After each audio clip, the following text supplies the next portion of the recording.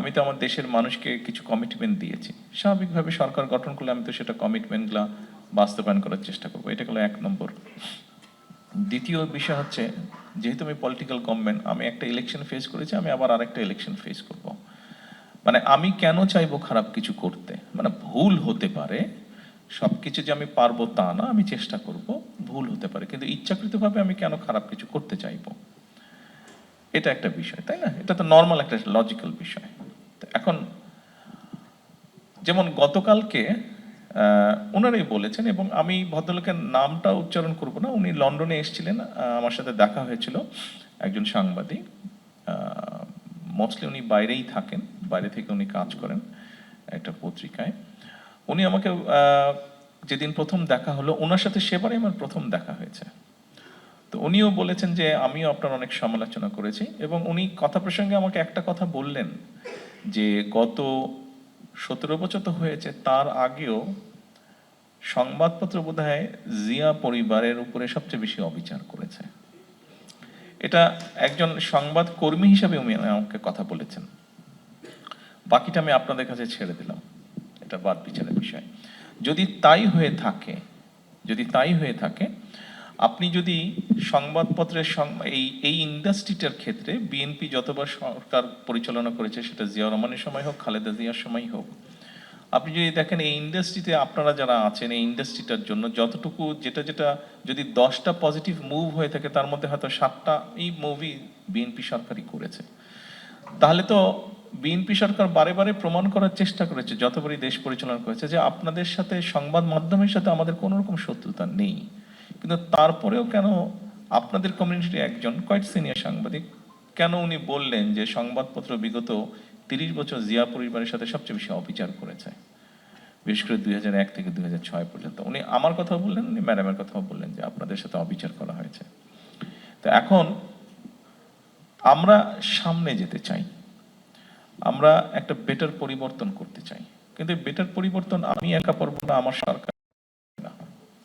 আপনিও এই দেশের অংশ, আপনিও এই সমাজের অংশ, আমাদের সকলকে মিলেই হতে পারে। হ্যাঁ, আমার যদি কোনো ভুল হয় আপনি আমাকে বলেন, কিন্তু ভুলটাকে আপনি যদি এমনভাবে উপস্থাপন করেন যে পত্রিকার কাটতি বাড়ানোর জন্য অথবা অন্য কোনো উদ্দেশ্যে, সেটা তো তাহলে উভয়ের জন্যই বোধহয় একটা সময় ক্ষতি বয়ে আনবে। তো আমি জানি না আমি পরিষ্কার আপনার উত্তর দিতে পেরেছি কিনা, বাট পুরো জিনিসটাকে আমি এইভাবে দেখি। আপনাদের সাথে কোনো শত্রুতার কোনো কারণ নেই, তো কেন শত্রুতার কারণ হবে? না, থ্যাংক ইউ। এবং ভবিষ্যৎটা আমরা এইভাবেই চাই। আপনি সমালোচনা, গঠনমূলক যদি সমালোচনা, উইল ওয়েলকাম দ্যাট, কোনো সমস্যা নাই তো। আপনি নিজেই বললেন যে আমার কার্টুন এঁকেছে, ওই দিন 2 দিন আগে আরেকটা কার্টুন আমাকে মতিউর রহমান ভাই, প্রথম আলোর, উনি একদিন এসেছিলেন, আমার সাথে দেখা ছিল, তিনি বললেন যে আমরা কিন্তু, ওনাদের একটা ম্যাগাজিন বের হয়, তো বললেন যে আমরা কিন্তু নেক্সট আপনার, হ্যাঁ হ্যাঁ রসালো, তো বললেন যে আমরা কিন্তু আপনার কার্টুন দিচ্ছি। আমি কোনো অসুবিধা নেই দেন। বলে কার্টুনটা কিন্তু একটু বেশ কঠিন হবে। আমরা কিরকম? বলে ওই যে আমি তো সংসদে বক্তব্যে বলেছিলাম, গত সেশনের লাস্ট দিন বলেছিলাম যে ওই যে চেয়ারটা থেকে হিট করে, তো উনি এঁকেছিলেন যে আমি চেয়ারে বসে আছি এবং চেয়ার থেকে আগুন বেরোচ্ছে, বলে ওইটা। কোনো অসুবিধা নেই, আপনার মতন করে কার্টুন দেন। তো উনি দিয়েছেন, সমস্যা নেই। আপনার যদি ওটা, উনি কেন দিয়েছেন, ওটা তো সমালোচনা কেন দিয়ে, ওটা উনি দিয়েছেন, কার্টুন তো কার্টুনের মতনই হবে। তো মূল বিষয়টা হচ্ছে আপনি আপনার বক্তব্য বলবেন, কেন বলবেন না? আমারও বক্তব্য আছে, কিন্তু ওটাকে ডিফারেন্ট উদ্দেশ্যে যদি আপনি উপস্থাপন করেন, তখন হয় কি, সম্পর্কটা আস্তে আস্তে খারাপ হতে থাকে। তো আমরা কেন সম্পর্কটা খারাপ করতে চাইবো? এটাই। Thank you. আমরা সিম্পল রাখতে চাই জিনিস, ওয়াই মেক ইট কমপ্লিকেটেড? আচ্ছা দেখুন, আমি একটা কথা একটু বলি, আমি আপনাদেরকে অনুরোধ করব, আমার কথাটা আপনারা যারা সমর্থন করবেন, আমার প্রথমত বিশ্বাস অধিকাংশই সমর্থন করবেন, যারা সমর্থন করবেন এই কথাটা যদি আপনারা সবার মাঝে পৌঁছে দিতে পারতেন। আমরা মাত্র শুনলাম যে এখানে আমি যেই কথাটা কলম সাহেবের ওনার প্রশ্নের বিপরীতে, যে আমরা বিভাজনের বিষয়টি দেখেছি, এটা থেকে আমরা বের হয়ে আসতে চাইছি। অবশ্যই আমি আমার বক্তব্য রাখার সুযোগ থাকলে সেখানে আমি উল্লেখ করতাম যে আপনারা এই ঘরে যারা বসে আছেন, আপনারা বিএনপি বিট হিসেবে যারা এখানে বসে আছেন, আপনারা সহ আপনাদের বাইরেও আরো কিছু হয়তো সাংবাদিক ভাইয়েরা আছেন, যারা বিগত স্বৈরাচার সময় অনেক কষ্ট করেছেন, অনেক রিস্ক নিয়েছেন। আমাদের নেতাকর্মীরা যেরকম রিস্ক নিয়েছে, আপনাদের মধ্যে অনেকেই সেরকম রিস্ক নিয়েছেন। আমাদের নেতাকর্মীরা কি হয়েছে না হয়েছে এটা আপনারা ভালো করেই জানেন। স্বাভাবিক ইমোশনাল একটা ব্যাপার, যেটা মাত্র আমরা শুনলাম যে যারা অত্যাচারিত হয়েছে, নির্যাতিত হয়েছে, তাদের জন্য কিছু করা। এই কমপ্লেনটা বা এই চাওয়াটা যেমন আপনাদের ভিতর থেকে আছে, এটা আমাদের দলের বহু লক্ষ হাজারো লক্ষ নেতাকর্মীর মধ্যে আছে। বাট আমি এটার সাথে কিছুটা ডিফার করি, আমি ব্যক্তিগতভাবে কিছু ডিফার করি। আমি মাঝে মাঝে বলার চেষ্টা করি, আমার নেতাকর্মীরা জেল খেটেছে, অত্যাচারিত হয়েছে, শারীরিকভাবে নির্যাতিত হয়েছে, মানসিকভাবে। আমি প্রত্যেকটার মধ্যে দিয়ে গিয়েছি, প্রসেসের মধ্যে দিয়ে।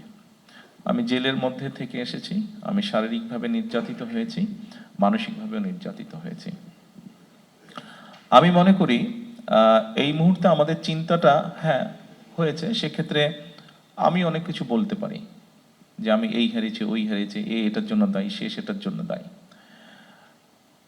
আমাকে শারীরিকভাবে নির্যাতন করার জন্য এখনো এক্সরে করলে দেখা যাবে আমার পিঠের হাড্ডিটা এখনো বাঁকাভাবে একটু লেগে আছে, বিকজ যেহেতু প্রায় অনেক দিন আমাকে এটার পরেও ফেলে রাখা হয়েছিল, প্রপার টাইমে চিকিৎসা করা হয়নি, সেই জন্য হাড্ডিটা একটু বাঁকাভাবে লেগে গিয়েছে। 4 সপ্তাহ, 3 থেকে 4 সপ্তাহের মধ্যে হাড্ডি জোড়া লেগে যায়, হিউম্যান হাড্ডি, আপনারা জানেন বোধহয়। বাট আমি এখন যদি যারা এটার জন্য দায়ী, আমি যদি সেটা সেই হয়তো সেটা করার আমার পক্ষে পসিবল, কিন্তু আমি যদি সেরকম করি, আমারটা কি জোড়া লাগবে হাড্ডি? বাট আমি এখনো যেই পেইনটা মাঝে মাঝে অনুভব করি, আমার কি সেই পেইনটা চলে যাবে, বন্ধ হয়ে যাবে অনুভব করা? তা তো হবে না। আমার মনে হয় সেই জন্য আমাদের একটা এই মাইন্ডসেট থেকে বেরিয়ে আসা উচিত। আমাদের চিন্তা করা উচিত, ঠিক আছে আমাদের হাতে যখন, অর্থাৎ আপনি এখনো বেঁচে আছেন, আপনি এখনো চলছেন, আপনি এখনো ফিরছেন, আপনি এখনো আপনার পরিবার আপনজনের সাথে আছেন, আপনি আপনার শুভাকাঙ্ক্ষীদের সাথে আছেন, আপনি আল্লাহ দেওয়া আলো বাতাস আপনি দেখছেন। আমার মনে হয় আমাদের চিন্তা করা উচিত এভাবে যে আমরা অ্যাকচুয়ালি এখন কি কন্ট্রিবিউট করতে পারি for the nation and for the people, for the country. এইভাবে আমাদেরকে বোধহয় বিষয়টা একটু চিন্তা করা উচিত। হ্যাঁ, আমার এই ক্ষতি হয়ে গেছে, ইন রিটার্ন আমার এটা পেতে হবে, বা এটা থেকে বোধহয় একটু আমাদের অবস্থান পরিবর্তন করা উচিত। এই কথাটা আপনাদেরকে বলছি, আমাকে দয়া করে সাহায্য করবেন এই কথাটা আমার নেতাকর্মীদের কাছেও পৌঁছে দেওয়ার জন্য। আপনাদের মাধ্যমে সেটা সম্ভব।